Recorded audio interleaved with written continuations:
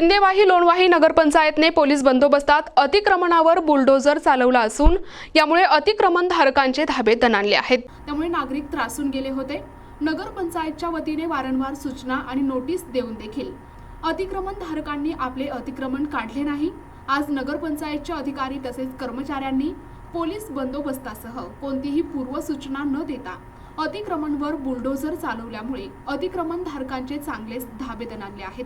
नगरपंचायतने कुठलाही भेदभाव न करता सर्वात पहिले सत्ताधारी 3 नगरसेवकांच्या असलेल्या दुकानावर बुलडोझर चालवून अतिक्रमण काढले असून त्यामुळे सिंदेवाहीमधील नागरिकांमध्ये आनंदाचे वातावरण निर्माण झाले असून आता रहदारीचे रस्ते मोकळे झाले आहेत। अशीच कारवाई शेवटपर्यंत सुरू राहावी आणि दुकान व्यावसायिकांनी आपली दुकाने रस्त्यावर लावून पुन्हा अतिक्रमण करू नये याकडे नगरपंचायत प्रशासनाने लक्ष द्यावे अशी मागणी सिंदेवाही लोणवाही येथील नागरिकांकडून होत आहे।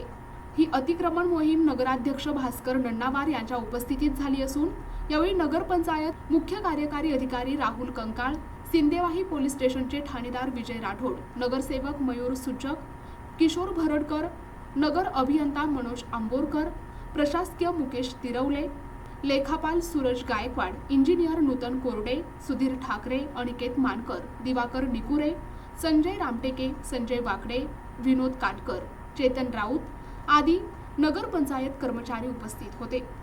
प्रतिनिधी अमान कुरेशी, NTV न्यूज मराठी, सिंदेवाही, चंद्रपूर।